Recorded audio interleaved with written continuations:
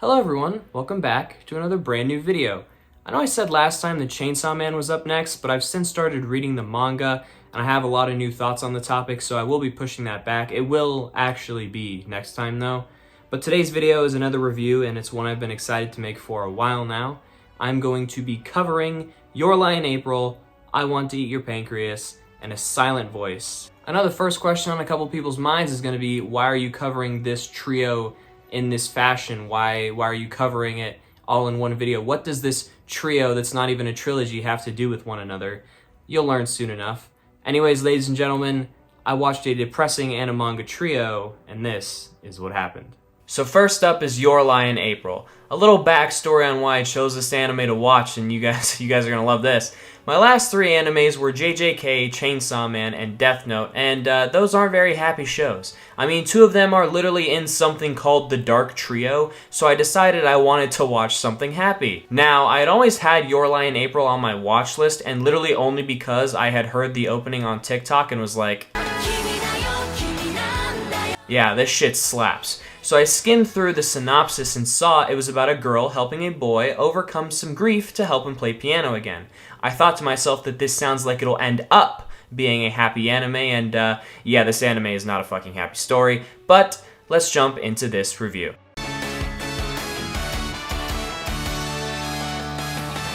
So right off the bat, in episode 1, we commit a pet peeve that I've developed on my anime journey. That being needle dropping the opening song in the anime itself.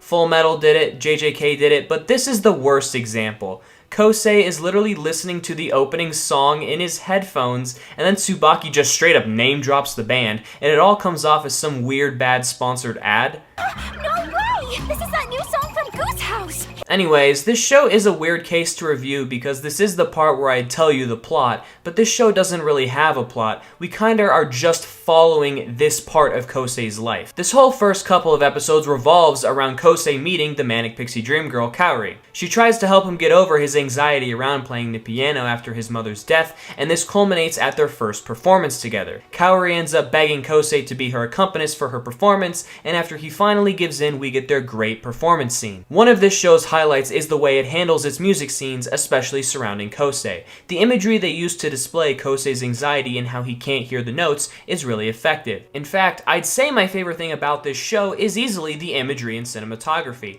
Even in this show's low points and boring moments, you'll still manage to find a shot that stands out or looks stunning.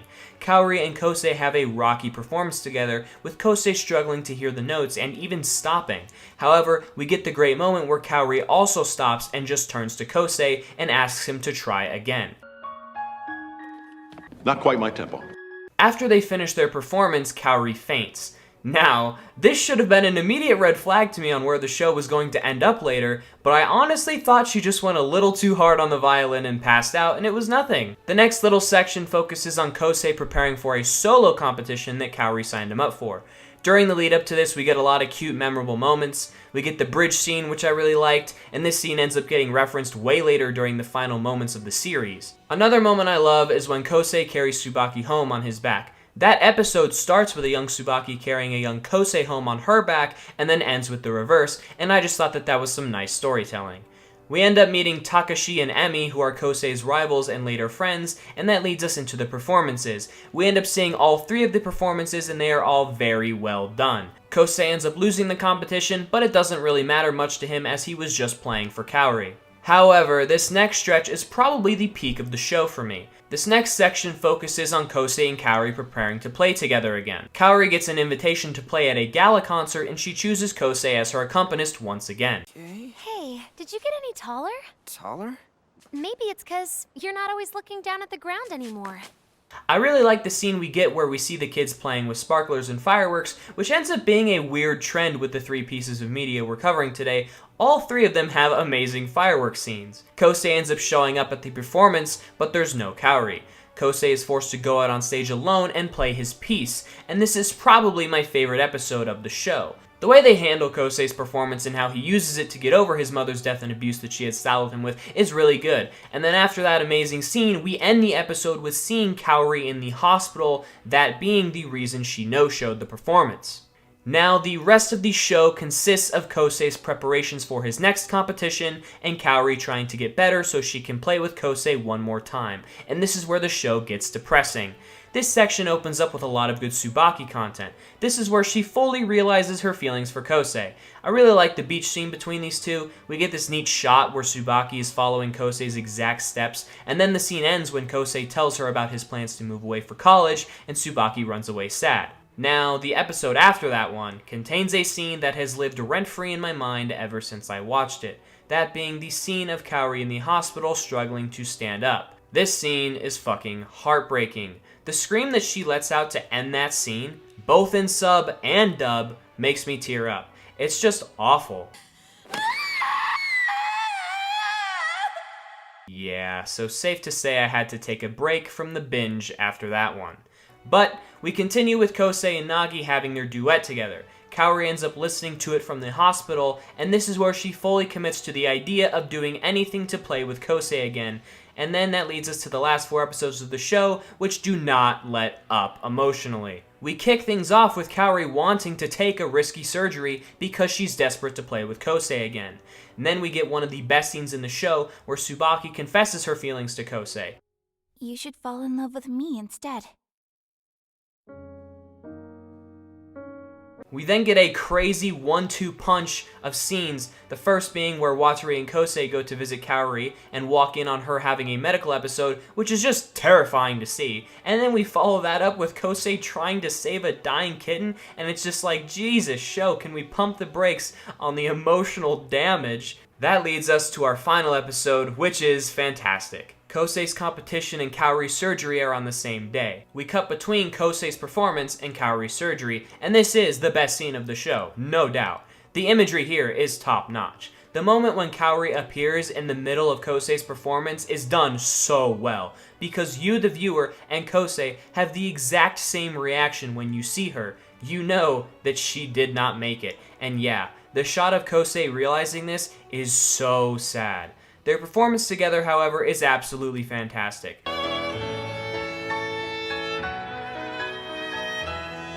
The show wraps up with Kosei receiving a letter from Kaori's parents written by her, where she explains that she loved Kosei the whole time. Damn, Kosei must have some crazy game because this girl likes him, and this girl likes him, and this girl likes him, and this girl likes him. Save some for the rest of us. But anyways, I very much enjoyed Your Lie in April. While not being the most incredibly written or engaging story, it still managed to keep me invested for a majority of the runtime, and this show truly shined with its use of music and imagery, so I would give Your Lie in April a 7.5 out of 10. And now it's on to... I want to eat your pancreas. So literally the day I finished Your Lie in April, I hopped on a call with friend of the channel Lucas and told him of my experience and how I am now sad. So he recommended I Want to Eat Your Pancreas to me. I already knew what he was up to considering this is the #1 related film under Your Lie in April on Letterboxd, but I still ended up checking it out that very same night, and yeah, this movie's awesome.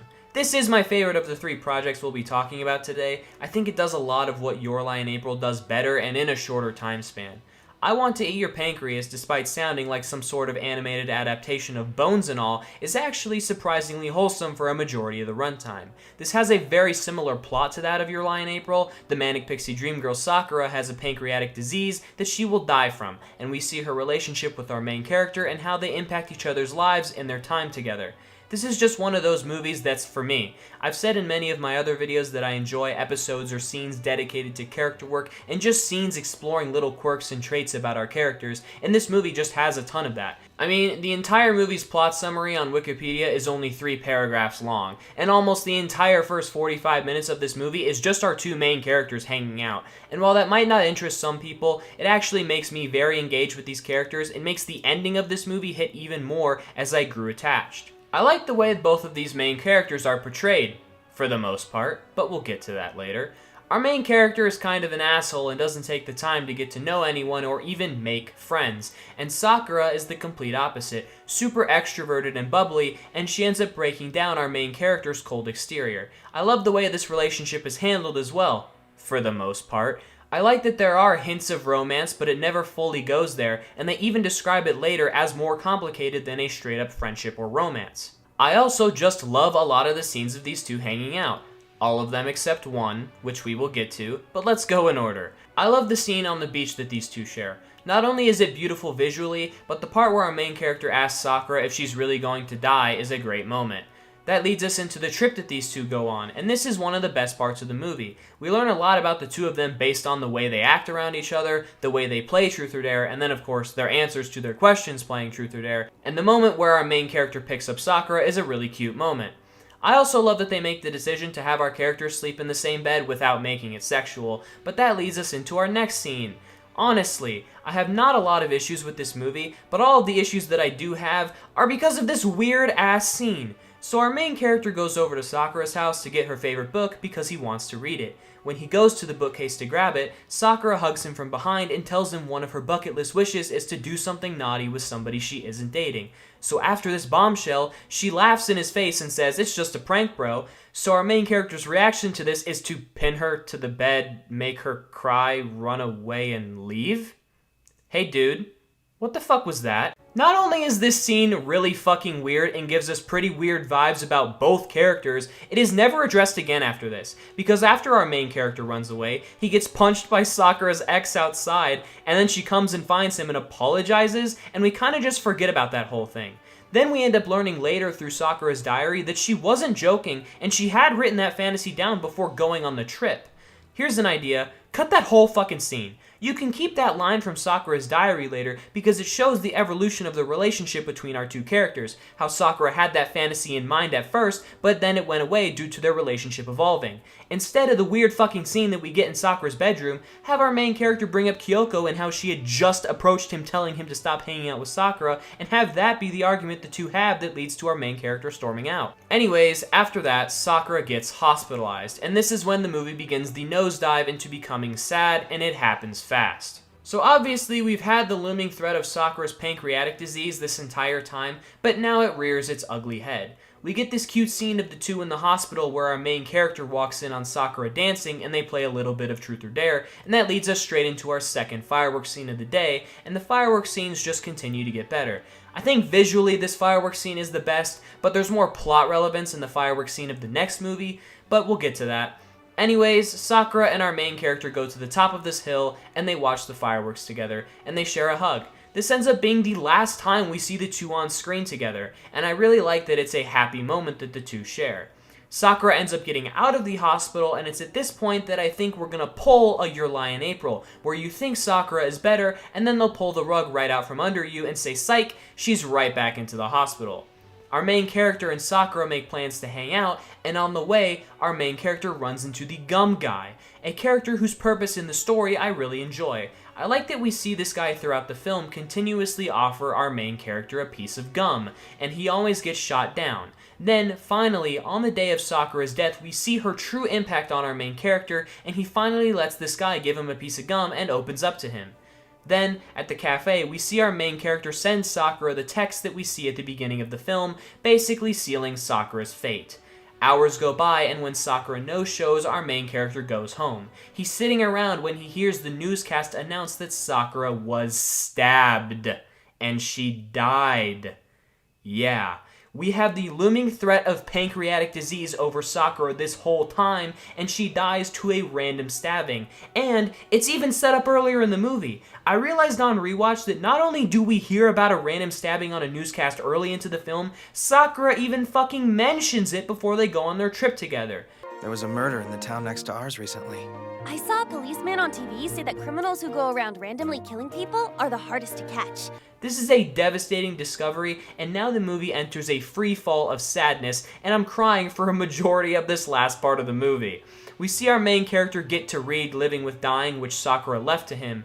Everything here is just super heartbreaking. Sakura's mom's reaction to our main character showing up, everything Sakura says in the book and how our main character impacted her, and then wrapping it up with our main character asking Sakura's mom if it's okay if he starts crying is perfect.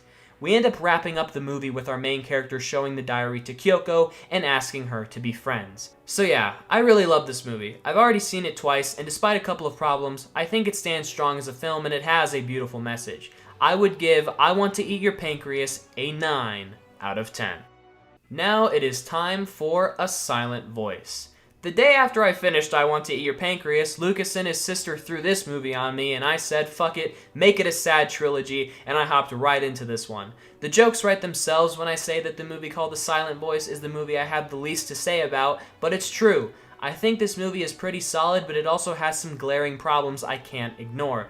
First of all, this movie is too fucking long. 2 hours and 10 minutes for an animated movie like this is just straight up too long. This movie is longer than literally every single Pixar film, and it's even longer than the first Spider-Verse movie. I don't think this movie justifies that runtime either. It spends a little too much time in some places, and we could definitely shave off at least 10 to 15 minutes.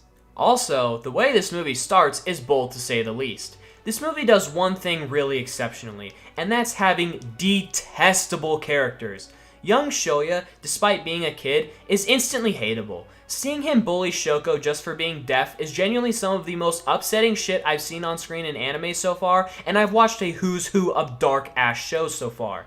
It really is heartbreaking seeing a young Shoko get bullied just for being deaf, something she of course cannot control, with the scene where Shoya rips out her hearing aid, making her ear bleed, being a scene that genuinely had my blood boiling. We spend the first 30 minutes of this movie with young Shoya, and after that we go to the present. We see that Shoya is trying to make up with Shoko, and I really like the way present-day Shoya is handled. I love the X imagery that the film uses to show how much Shoya shuts out others. I also like how we see Shoya handle Yuzuru, Shoko's younger sister, and their bond ends up playing a really important part in the story. We end up seeing around the halfway mark of the film Shoko confess her love for Shoya, which I think is a giant fucking leap for the movie to make. Not only is this scene never brought up after this, Shoya never figures out what Shoko was trying to say, if I recall correctly, and if he does and I'm misremembering, he certainly never brings it up to her again. Also, it is crazy that this conversation happens at the halfway mark of the movie, which is around an hour and 5 minutes in, considering the first 30 minutes of the movie was dedicated to seeing how shitty Shoya treated Shoko in his youth. That leads us to meeting Naoka in the present day, who was one of the students bullying Shoko as a kid. My god, when I say this is one of the most hateable characters I've seen in anime so far, I mean it.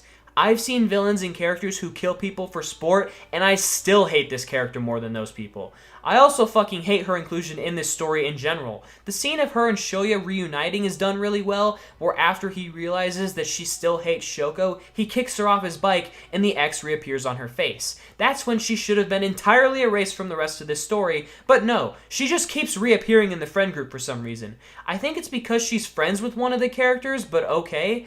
Then, Yuzuru ends up capturing, on video, Naoka literally assaulting Shoko, and not only do Shoya and Yuzuru not ever bring this up, or show it to anyone, Naoka still shows up to friend events and shit. Then, the one that grinded my gears the most. Later in the movie, when Shoya gets hospitalized, she's basically hoarding his room and not letting Shoko in. Why the fuck is she there? Why does she care about Shoya? And dude, why is she there? Is she really camping Shoya's room like Call of Duty just to spite Shoko so she can't see him? It's outrageous. And then the movie at the end has the audacity to give her some redemption. They don't give her a full-on redemption arc, but they lay the groundwork and seeds for it, and it is completely unearned. However, it is now time to talk about the best scene of the film, which is the fireworks scene. The whole friend group ends up blowing up, and Shoko ends up blaming herself for that, and blaming herself for hurting Shoya. Shoya goes to the fireworks show with Shoko and her family, and we get this beautiful moment as they watch the fireworks together. Suddenly, Shoko says she's going to go return to her place to finish her homework. However, Yuzuru also runs up to Shoya and tells him to go grab her camera because she forgot it. Shoya ends up getting to Shoko's place and walks in to find Shoko on the balcony ready to jump. And this is a moment that will make every single viewer's heart sink when they first see it. Just imagine how fucking horrifying this situation would be to be in. Shoya, of course, instinctively screams for her to not jump, but that's not gonna work because she obviously can't hear him, and he ends up grabbing her just in time, saving her, but falling off in the process. This scene is really great and easily the highlight of this film. The film wraps up with the friend group back together and going to the festival, with Naoka getting 0 consequences for her actions, and Miki, another character who bullied Shoko when she was younger, and then constantly shifted every single accusation and comment towards her onto Shoya, also getting 0 consequences for her actions, but hey, who cares? Overall, I'd give A Silent Voice a 7 out of 10. Well guys, I hope you all enjoyed this video. I also hope you liked this format change. You can comment down below which you prefer between this and my color ranking format. But yeah guys, Chainsaw Man is up next. Like, comment, and subscribe for more content like this. And ladies and gentlemen, I hope you have a wonderful day.